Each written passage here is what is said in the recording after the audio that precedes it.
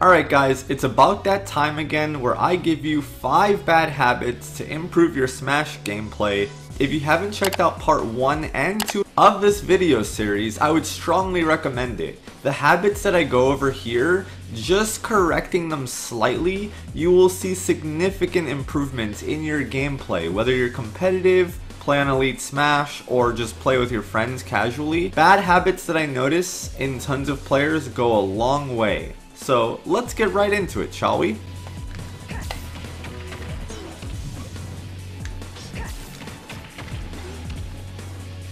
So what's going on here?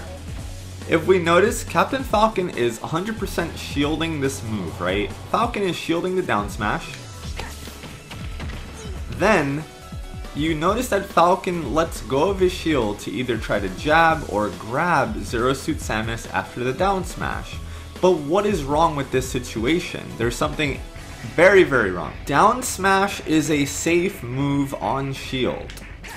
Doesn't matter where it hits your shield, doesn't matter when it hits your shield, it's a safe move on shield. It has no end lag after the move is finished. So this allows for Zero Suit to pressure a shield for free, and if the opponent tries to punish or grab or jab or do anything, she can get a free boost kick, she can get free jabs afterwards because she has the advantage. She has the frame advantage, and you cannot punish this move for hitting your shield. Same thing goes for her back air, right? If you try to punish her back air with a grab or with the jab, you're just gonna get punished for choosing that option because her back air is 100% safe on shield and there's nothing that you can do about it, right? So notice how far away she stays after the kick, right? So even if Falcon was to try and grab her, she can do back air forward tilt.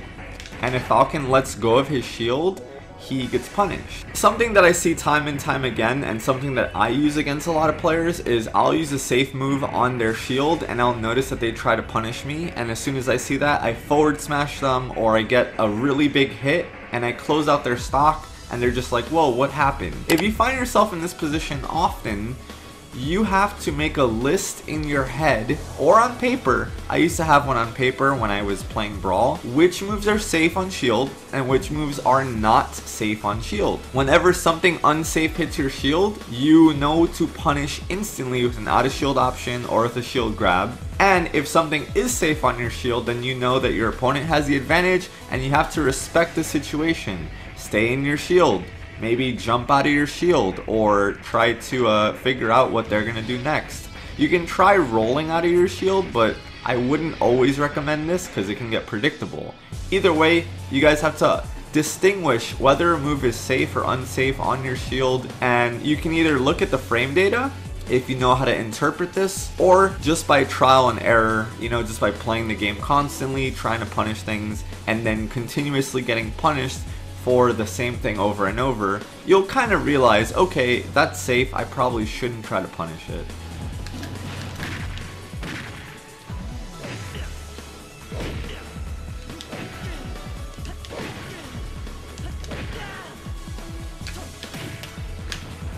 So, what happened there? What was wrong with that situation? And this is something that I see time and time again. A lot of players do not respect that their opponent is on the ground, which is where all the control in the game comes from, and they'll always try to land on top of their opponent with a nair, with a down air, and you see this all the time, right guys? From Lynx, Young Lynx, Toon Lynx, even from characters with bad down airs. Sheik, Zero Suits, Greninjas, right? You'll see them time and time again. They'll get hit up in the air, and then they'll come down with this down air, thinking that it's gonna do something, right? And for the most part, I'm being generous, right? I could just forward smash Link the moment that he down airs right next to me, right? That's a free forward smash guaranteed because he has to pull his sword out of the ground. I think a really bad habit that a lot of players have is that you always try to land on top of your opponent, when that's really the furthest thing that you should be doing. Let me show you guys what I do when I'm getting juggled as a player.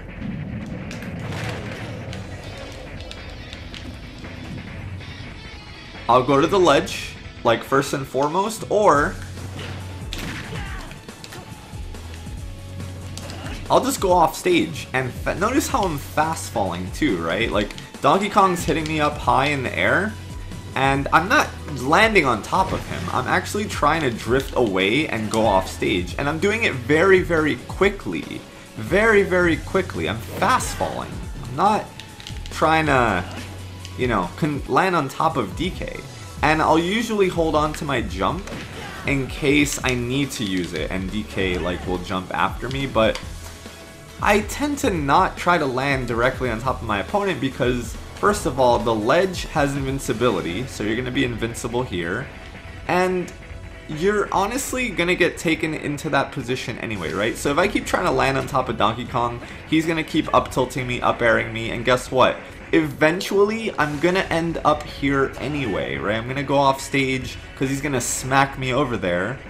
So if you're going to end up off stage anyway, why wouldn't you just do it but take less percent?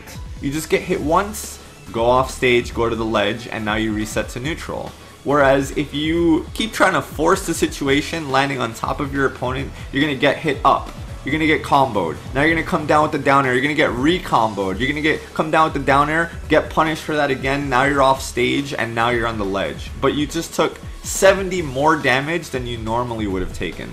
I think another big habit that I noticed from people online, the general player, is you guys go for combos that are not true at all. How many times have you been playing and you'll throw someone up in the air, and when you go to hit them, they'll air dodge and you're stuck in the air, and now they just got under you and now they're comboing you instead, right? This is because the combo that you went for was not true. Either it's not true at all and you're just going for, you know, some made up combo that you think is true, or you're going for a combo that is usually true, but you're not taking into account weight class and percent.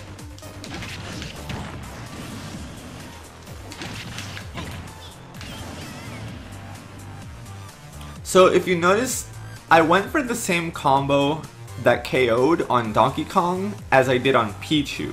The only big difference is that if I would have gone for that combo on Pichu at 95%, Pichu would have air dodged out of it or gone way too far for me to even connect the back air. However, Donkey Kong's a heavy character, so he's going to need more percent, right? So if I go for that combo against Donkey Kong at 60, either he's not going to be in enough hit stun, so he'll be able to act before the back air happens, or if I land the back air, it won't even come close to killing him, and I just stalled my kill move, right? So it's important to keep in mind your opponent's weight classes when you're doing your combos, because that really matters, as well as percents. So a combo that works on Donkey Kong at 95 is going to work on Pichu at 60. And Pichu's one of the lightest characters in the game. Donkey Kong is one of the heaviest. So that means anywhere from between 60 and 95% is going to be the whole rest of the cast. So if you know every character's relative weight, you can use that as your guide. So now I know, okay, well, Lucina is about mid-weight, right? So I can probably land that combo at around 75 or 80% against her. But I'm not going to try to do it at 95 against a midweight because it's going to miss. And if you need a resource to know every character's weight and other statistics, you can go to KuriganeHammer.com, and this is a really good site for frame data. It tells you all the characters' run speed, fall speed, gravity, weight, you name it. It has all the information on all the characters. So if you need a place of reference, this is a very good site. This is a classic, and this is one that I use in almost all my videos. I try to punish people for doing this. So what happened there? Basically, a lot of people, whenever they get hit, and a lot of players actually jump immediately after getting hit. The CPU takes a little bit longer, but after getting hit, people will use that double jump. And notice how I'm positioning myself. As soon as I get that hit, I know the double jump is coming, and I'm positioning myself to punish it, right?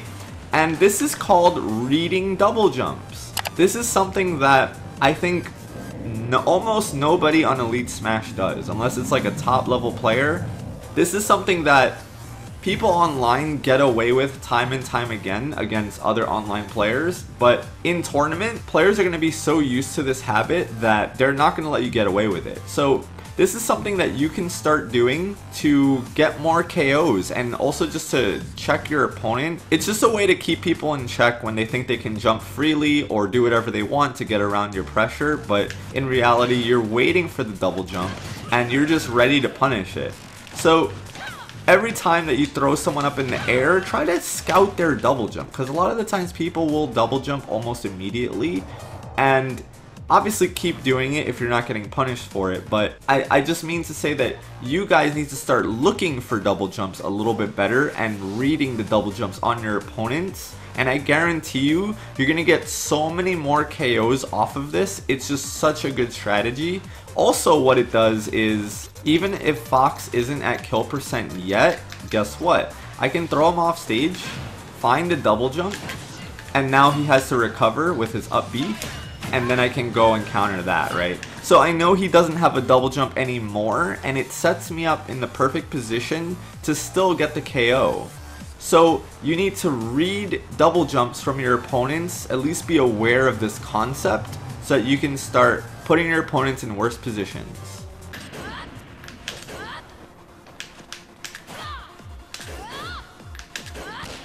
So what's going on here? What am I doing that's wrong? Well, basically, when people get to high percent or their opponent gets to high percent, especially when they lose a stock, I will see you guys throwing out smashes, Hail Marys, just letting it rip. You guys, and this is no good. This becomes very, very predictable. It shows a lack of confidence. It shows kind of like desperation, and whenever I see people just throwing out, especially Mario players will do this, Inkling players will throw out roller and forward smash a lot, and just kind of fish. You're fishing for the final blow for the kill move. This is no good, you guys. You have to let the KO come to you. I would rather get a KO at 160 just by pummeling and grabbing and staying safe, rather than throwing out forward smashes that are going to get blocked or outspaced, and then I get killed and I lose the game or I lose the stock, right? I'm not saying don't take risk, but you have to let it come to you. You fishing for it isn't going to make it happen any sooner than, than you not doing that. Sometimes it's better to just take the guaranteed damage, the safe option, and wait until that high percent to get the KO. You don't have to get desperate and just start throwing out moves and praying. You never want to play with hope. You want to play knowing that you're going to get the confirm, knowing that you're going to get the punish, right? Those are two very different things. But if I'm just like charging forward smash and I hope my opponent falls into it or rolls into it, or I'm hoping that they mess up and don't block, that's really, really bad. You don't want to rely on things like that. You want to control the game as much as possible and let that opportunity present itself to you. And if it doesn't present itself to you, then you're just gonna have to, kill them late. But if it doesn't present itself to you, it means that you're not capitalizing on your opponent's mistakes or bad habit. That's pretty much it. Hopefully this helps you guys out. If it did, please give this video a thumbs up and subscribe to the channel for more content like this. I would greatly, greatly appreciate it. If you haven't checked out part 1 and 2, I would strongly recommend it. I've already gotten a lot of feedback on Twitter and via email that these videos have been helping everyone's gameplay, so keep letting me know that and I'd be happy to make more like this. Thank you guys so much for watching. I will see you all next time.